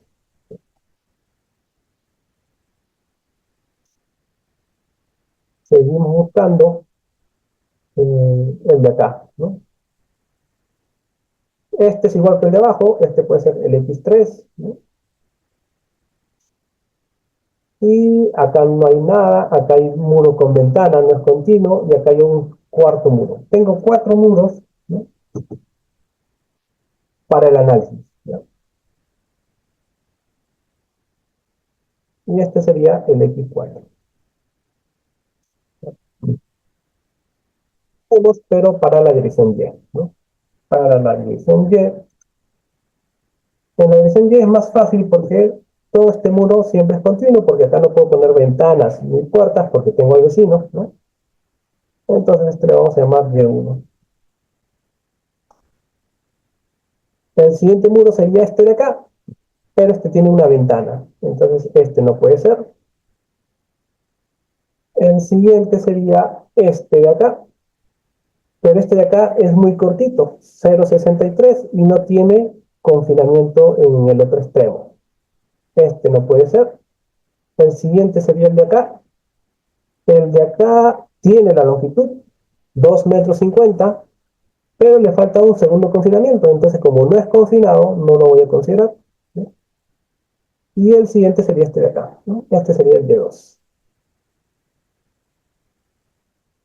Entonces tengo cuatro muros en X, dos muros en Y. Esos son mis muros estructurales. Todo lo demás son tabiques, ¿ya? Hasta ahí todo claro.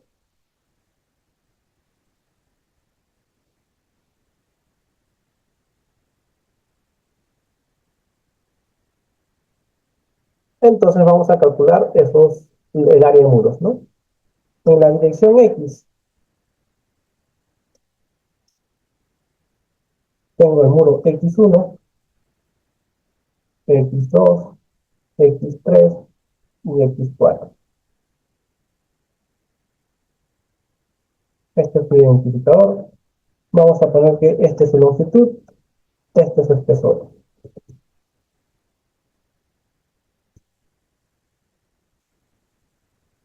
Y este es su área.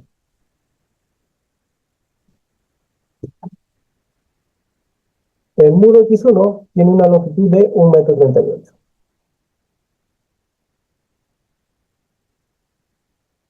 m. 1,38. Y un espesor de 0,30. ¿Cuál es el área con cuatro decimales? 1,38 por 0,13, 0,1794.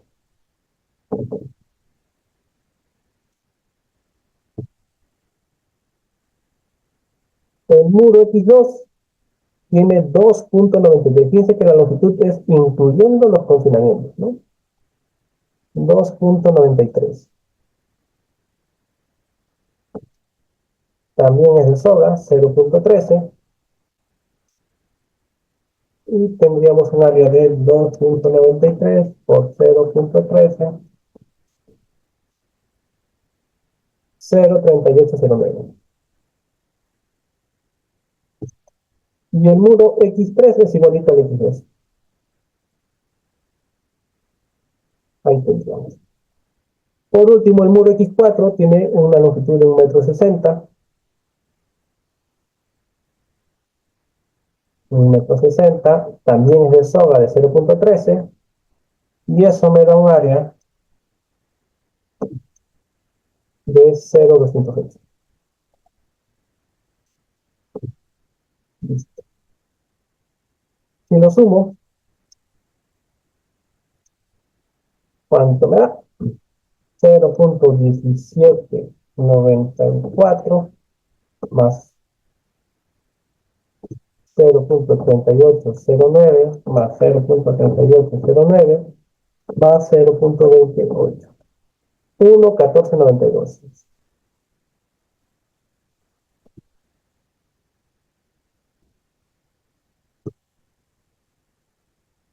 Como tengo el área en muro y el área en planta, puedo sacar cuánto es la densidad. Entonces, la densidad X va a ser 1.1492 de un total de 35.70 metros cuadrados. ¿Cuánta es esa densidad? Entre 35.7, 0.322. 0.322. Y esto tiene que ser mayor a la densidad mínima. ¿Cuánto fue la densidad mínima que necesitamos? 0.265. 0.265.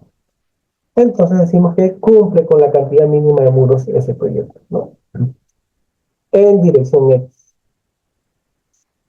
En dirección Y haríamos lo mismo. En este caso solo tenemos dos muros. Vamos a quitar todo esto. En dirección Y solo tenemos dos muros, ¿no?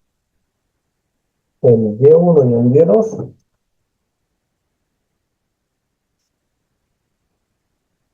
Donde ambos tienen 6 metros de longitud.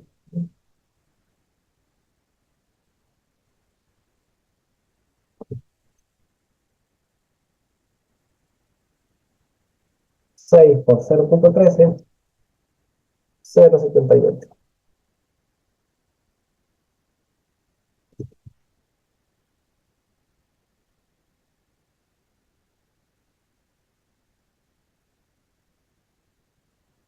Uno 56.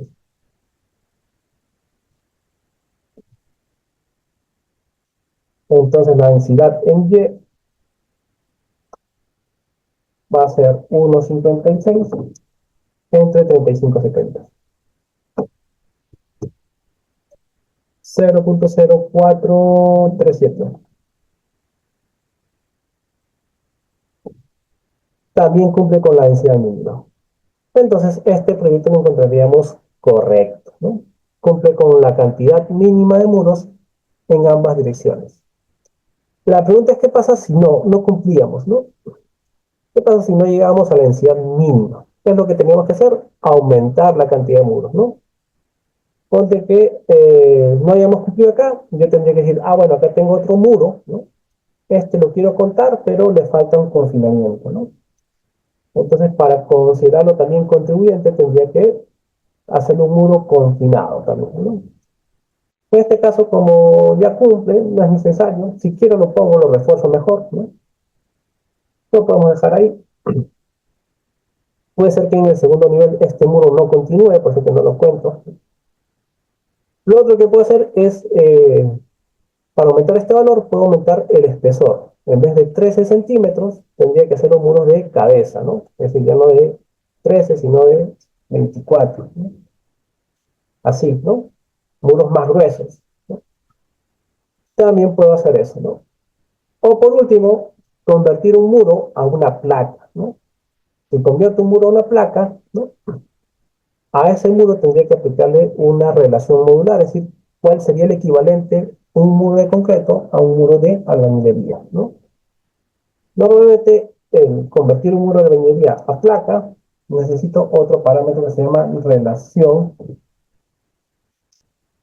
modular, que normalmente es el módulo del concreto entre el módulo de la albañilería. El módulo del concreto es 15.000 por la raíz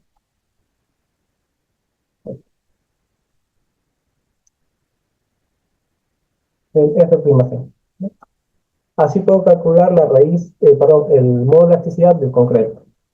Y de la albañilería es 500 por el esfuerzo axial de la albañilería. Por ejemplo, si reemplazo esto con 15.000 por la raíz de 210, lo que obtengo es, a ver, un poquito, 15.000 por 210 raíces, ¿no? 217,370. Ese es el modo de elasticidad del concreto.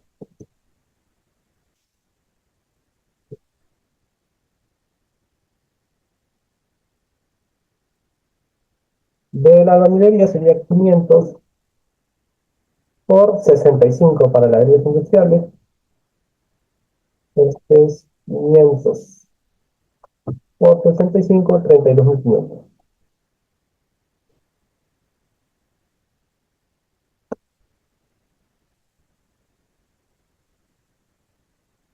Entonces la relación modular es la división de esos dos. 217.370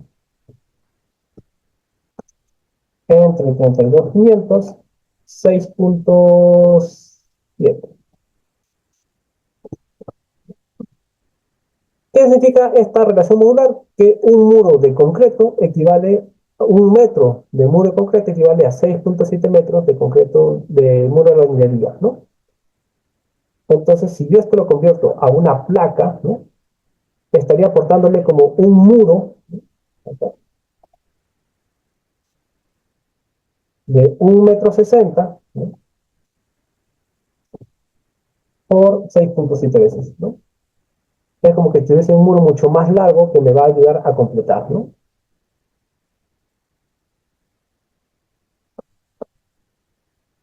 Es como haber construido 10.72 metros lineales de muro de albañilería, ¿no? Es eso, ¿no? Son las tres formas que tendría que hacer yo para alcanzar la densidad mínima. En este caso me alcanzó con lo que ya había, ¿no? Pero o puedo incorporar más muros confinados, buscar cuál puedo rescatar por ahí, cambiar el aparejo, cambiarlo de soga a cabeza para tener más área de muro, o tercero, cambiar el material del muro, ¿no? Convertir ese muro de albañilería en una placa, cosa que aumentaría el área, ¿no? En 6.7 veces ese pequeño muro que tenga, ¿no? Y esas son las formas de verificar la densidad mínima de muros. Entonces, con esa cantidad que tengo acá, estoy cumpliendo con la densidad mínima para esa cantidad de pisos en esa zona sísmica sobre ese tipo de suelo para esa categoría de edificación, ¿no? No sé si alguien tiene acá una pregunta adicional.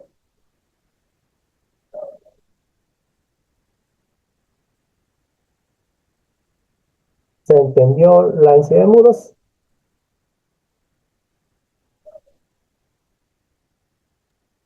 Ingeniero, una consulta.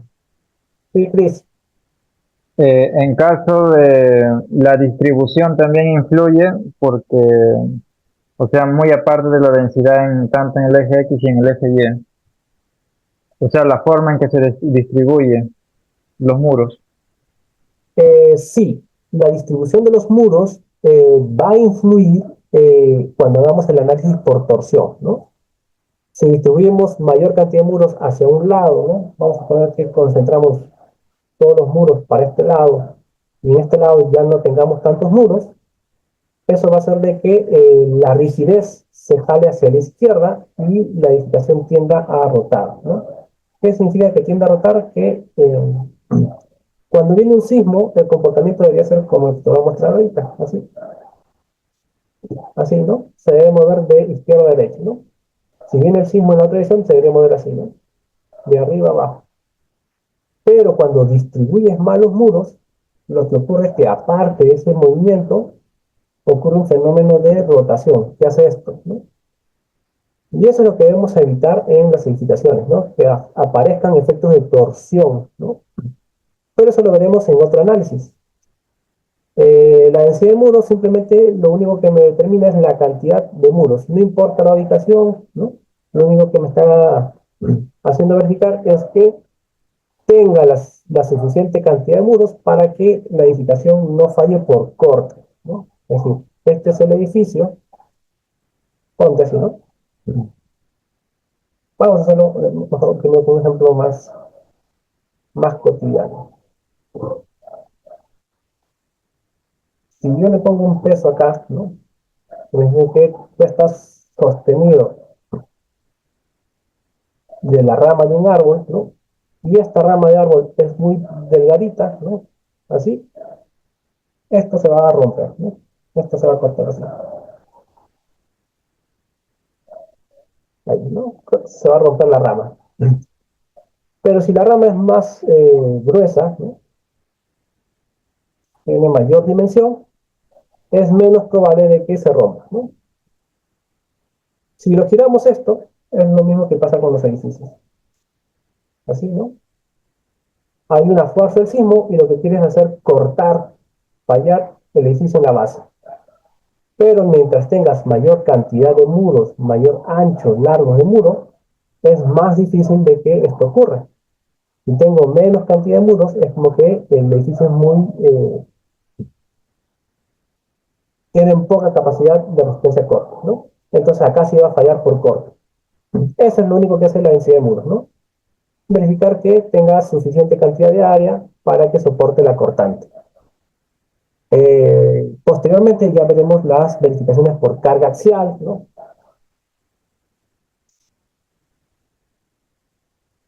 También tenemos que verificar que la carga gravitacional que llega al edificio no lo haga fallar, ¿no? Y bueno, ya el diseño sísmico propio de la edificación, ¿no? Son varias verificaciones que vamos a verlas poco a poco. A modo de estructurar, de proponer unas dimensiones iniciales de elementos estructurales, es esto, ¿no? Estructuración es cantidad de muros. Ya después veremos cómo distribuir estos muros y cómo diseñar los confinamientos, ¿no?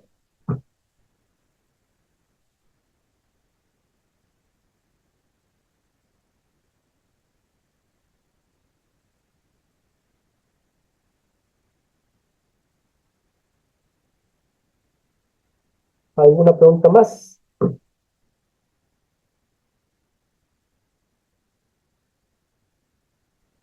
Listo, jóvenes. Entonces creo que está bien por hoy. Ya la siguiente semana veremos justamente la comprobación por cargas axiales, ¿no? O PDG, ¿no? Y un poco del metraje de cargas, ¿no? Cómo cada muro está absorbiendo un peso, ¿no? Cómo determinar esa cantidad de peso que va a soportar cada muro, ¿no? Entonces, jóvenes, eso sería todo por hoy. Si no hay preguntas adicionales, nos estamos viendo la próxima semana.